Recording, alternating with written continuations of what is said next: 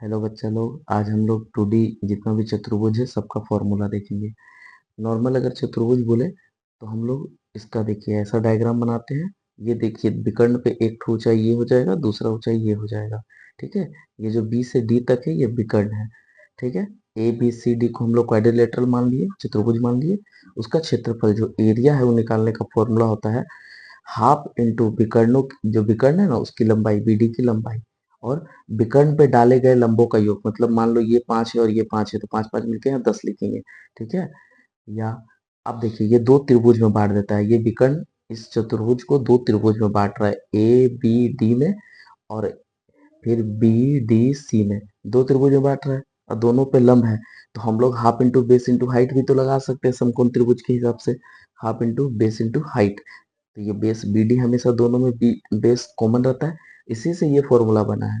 ठीक है, कभी कभी ये भी यूज कर लेते हैं, इससे इजी हो जाता है ये वाला। उसके बाद आयत जानते हैं, जैसा कि आयत में इसको लंबाई बोलते हैं, इसको चौड़ाई बोलते हैं। मान लिए इसको एल और इसको बी।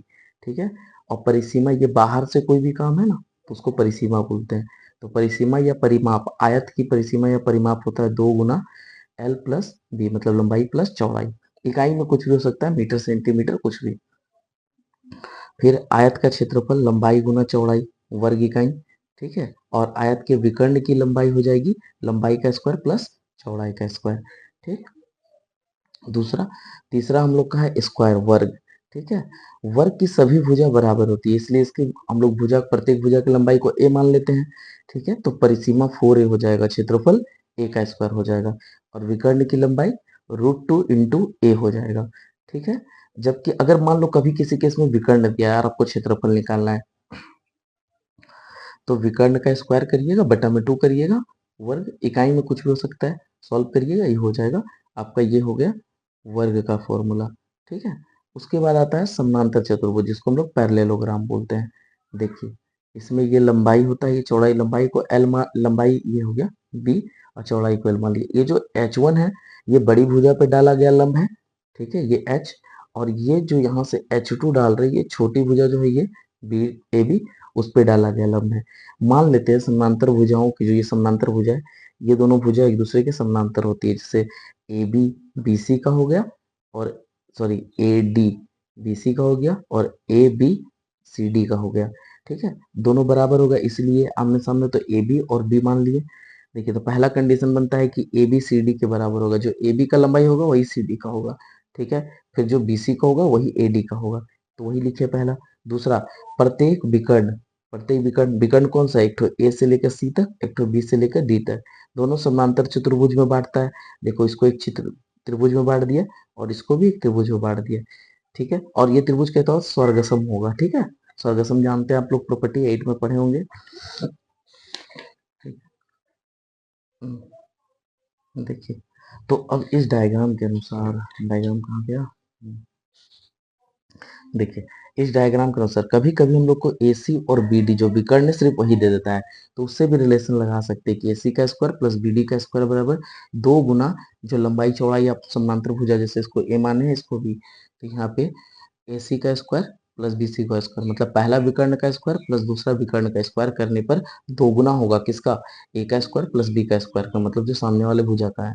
ठीक है, परिसीमा क्या होगी, परिसीमा 2 गुना जो भी दिया हुआ है समांतर भुजा ए और बी माने उसको। क्षेत्रफल का फॉर्मूला एकदम सिंपल होता है, बेस इंटू हाइट, मतलब आधार गुना ऊंचाई, आधार और ऊंचाई को गुना कीजिएगा, क्षेत्रफल निकल जाएगा समानांतर चतुर्भुज का। कभी कभी समांतर चतुर्भुज के बीच से एक लाइन खींच के आप इसको दो समांतर, ये दो स्वर्गसम त्रिभुज में बांट सकते हैं। तो इसमें ए बी सी वाला जो त्रिभुज का फॉर्मूला होता है, एस निकाल के अर्ध परिसीमा एस निकाल के बना सकते हैं। जो देखो देखिए मान लीजिए ये हो गया, ये बी हो गया, ये डी, ऐसा डी मानते हैं इसमें क्योंकि विकर्ण को डायगोनल बोलते हैं।